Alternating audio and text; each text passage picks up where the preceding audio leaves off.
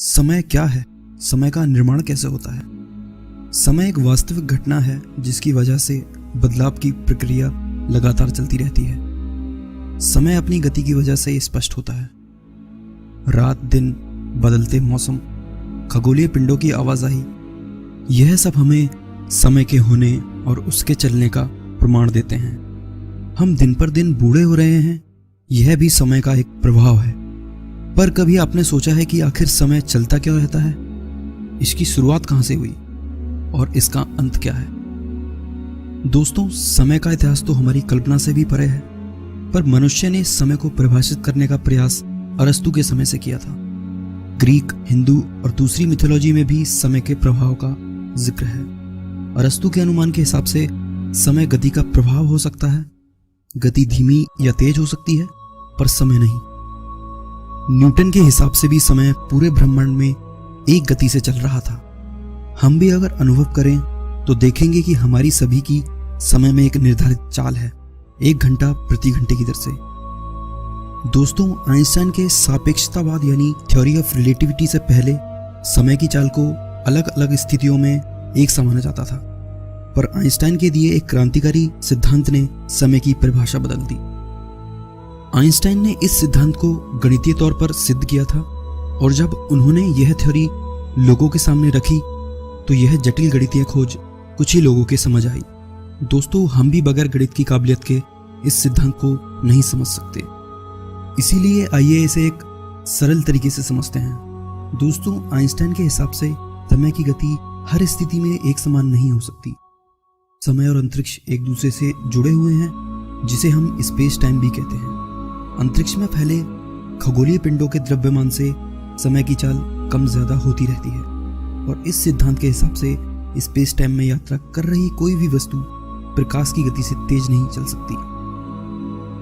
यानी space time में यात्रा करने की एक अधिकतम गति सीमा निर्धारित है, 3 लाख किलोमीटर प्रति सेकंड, जो कि लगभग प्रकाश की चाल के बराबर है। ये तो थी समय की परिभाषा। अब सवाल उठता है कि क्या हम समय यात्रा कर सकते हैं? जैसा कि हमने आपको पहले भी बताया था कि हम सब समय में एक निर्धारित गति से यात्रा कर रहे हैं, जो कि प्रति घंटे 1 घंटे की दर से है। क्या हम इसे कम या ज्यादा कर सकते हैं? क्या हम अपने समय को बहुत धीमा करके कई हजारों साल तक जिंदा रह सकते हैं, या अपनी पूरी उम्र को एक छोटे से समय अंतराल में जी सकते हैं? जानेंगे आज के इस एपिसोड में।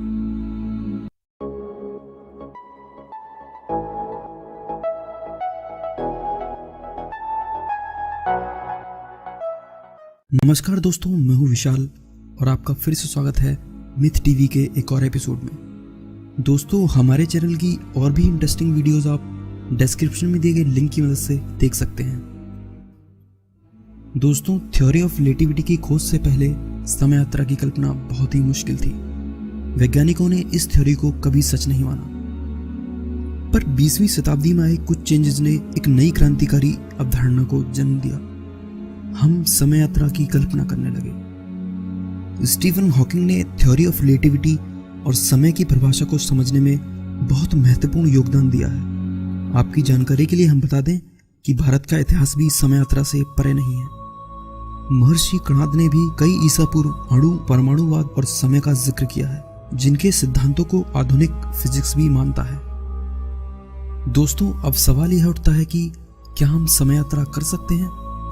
खैर, इसका अब तक कोई ठोस प्रमाण नहीं मिला है कि कभी समय यात्रा हुई हो, पर हिंदू और ग्रीक मिथोलॉजी में देवता समय यात्रा कर चुके हैं। दोस्तों, सापेक्षतावाद का सिद्धांत समय पर द्रव्यमान के प्रभाव को दर्शाता है।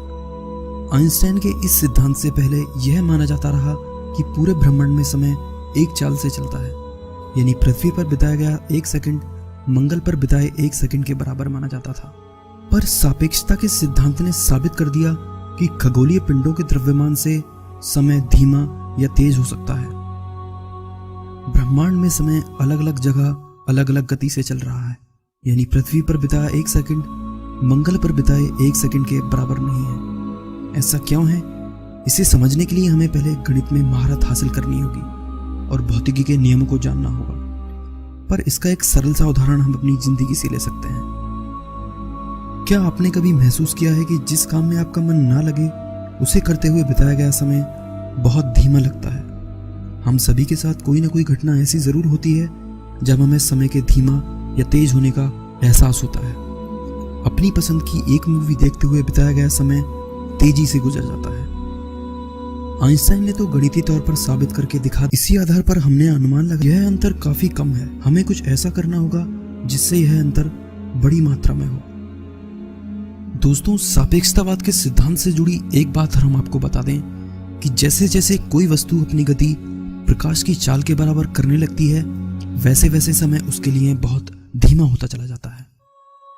यानी तेजी से चलती एक ट्रेन के अंदर का समय उसके बाहर के समय के मुकाबले धीमा चलेगा। पर दुनिया की सबसे तेज चलने वाली ट्रेन भी हमें इसका अनुभव नहीं करवा सकती। इसके लिए हमें उसकी चाल को प्रकाश की चाल यानी 3 लाख किलोमीटर प्रति सेकंड के बराबर या उसके 95% तक करना होगा। आइए एक ट्रेन की कल्पना करते हैं जो इस चाल से चलने में समर्थ है। मान लीजिए यह ट्रेन 1 जनवरी 2020 को एक स्टेशन से कुछ यात्रियों को लेकर चलती है। कई चक्कर लगाने के बाद यह ट्रेन धीरे धीरे प्रकाश की चाल के बराबर पहुंच रही है। जिस पल इसकी चाल प्रकाश की चाल के बराबर या उसके 95% तक पहुंचेगी, तब एक बहुत ही आश्चर्यजनक घटना होगी। ट्रेन के अंदर का समय पृथ्वी के समय के मुकाबले बहुत धीमा हो जाएगा। इतना धीमा कि जब यह ट्रेन अपने टाइम के हिसाब से 1 हफ्ते बाद रुकेगी, तब पृथ्वी पर 65 साल गुजर चुके होंगे। ट्रेन के अंदर के यात्रियों को यह समय सिर्फ 1 हफ्ते का ही महसूस होगा, पर पृथ्वी पर यह समय 65 साल का होगा। वह यात्री समय में यात्रा करके अपने भविष्य में आ जाएंगे और उस दिन तारीख होगी 1 जनवरी सन 2085। उनके बच्चे जिन्हें वह बाहर छोड़कर गए थे, उनसे ज्यादा बूढ़े हो चुके होंगे। दोस्तों, इंसान की इस कल्पना से समय यात्रा के द्वार खुलते हैं, पर इस कल्पना से 2 बातें सामने आती हैं। पहली ये कि ऐसा होगा क्यों, ट्रेन के अंदर का समय आखिर धीमा क्यों हो जाएगा, और दूसरी ये कि क्या इतनी गति से चलने वाली ट्रेन बना पाना संभव है।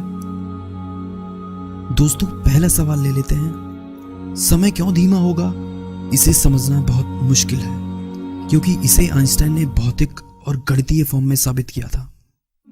पर आप यह मान लीजिए कि कोई भी वस्तु 3 लाख किलोमीटर प्रति सेकंड की रफ्तार से ज्यादा तेज नहीं चल सकती। यह बात इसे समझने के लिए आसान बना देती है। आइए फिर से उसी ट्रेन में चलते हैं। वह ट्रेन अब भी प्रकाश की गति से चल रही है और अचानक से उसमें बैठा एक यात्री ट्रेन की गति की दिशा में दौड़ने लगता है। अब यदि उसकी रफ्तार को प्रकाश की रफ्तार से चल रही ट्रेन की रफ्तार के साथ जोड़ दिया जाए, तो उसकी चाल प्रकाश की चाल से तेज हो जाएगी, जो भौतिक के नियम को तोड़ती है। पर ऐसा होगा नहीं। भौतिकी में यहाँ थ्योरी ऑफ रिलेटिविटी बीच में आ जाती है। उस यात्री के दौड़ने पर भौतिक का यह नियम नहीं टूटेगा, इसलिए ट्रेन के अंदर का समय बहुत धीमा हो जाएगा, जिससे उस यात्री के भागने पर उसकी रफ्तार सामान्य रहेगी। और जिस पल ऐसा होगा, उस पल ट्रेन में बैठे सभी यात्री समय यात्रा कर रहे होंगे। पर इस पर दूसरा सवाल सामने आ जाता है, क्या प्रकाश की गति से चलने वाली ट्रेन बना पाना संभव है? जवाब है नहीं। हमारा सबसे तेज चलने वाला अंतरिक्ष यान अपोलो 10 भी इसकी बराबरी नहीं कर सकता। प्रकाश 1 सेकंड में 3 लाख किलोमीटर की दूरी तय करता है, जबकि अपोलो 10 1 सेकंड में मात्र 11 किलोमीटर की दूरी तय कर सकता है। तो क्या दोस्तों, हमारी समय यात्रा की कल्पना यहीं खत्म हो जाती है? जी नहीं। थ्योरी ऑफ रिलेटिविटी के आधार पर ही साइंस ने आगे चलकर ऐसी खगोलीय संरचनाओं की कल्पना की जिनके गुण अद्भुत हैं और जिन्हें गणितीय तौर पर साबित भी किया जा चुका है। इन अद्भुत संरचनाओं के नाम हैं ब्लैक होल और वार्म होल। ब्लैक होल और वार्म होल से हम कैसे समय यात्रा कर सकते हैं, जानेंगे अगले एपिसोड में। दोस्तों, आने वाले एपिसोड में हम दोनों संरचनाओं की मदद से समय यात्रा के हर संभव तरीके की कल्पना करेंगे। हम अपनी कल्पनाओं में एक शक्तिशाली अंतरिक्ष यान भी बनाएंगे जो हमें समय के दूसरे छोर पर ले जाएगा। साथ ही जानेंगे कि क्यों वैज्ञानिक इसे अब तक नामुमकिन मानते हैं, और एक ऐसी थ्योरी का भी अध्ययन करेंगे जिसके पॉसिबल होने से हम समय में पीछे जाकर अपनी सभी गलतियां सुधार सकते हैं, और इस सिद्धांत से समय की परिभाषा ही बदल जाती है। दोस्तों, इस वीडियो को अपने दोस्तों के साथ शेयर कीजिए, लाइक और कमेंट कीजिए। मैं हूँ विशाल, फिर से मिलेंगे एक नए एपिसोड में। तब तक के लिए नमस्कार।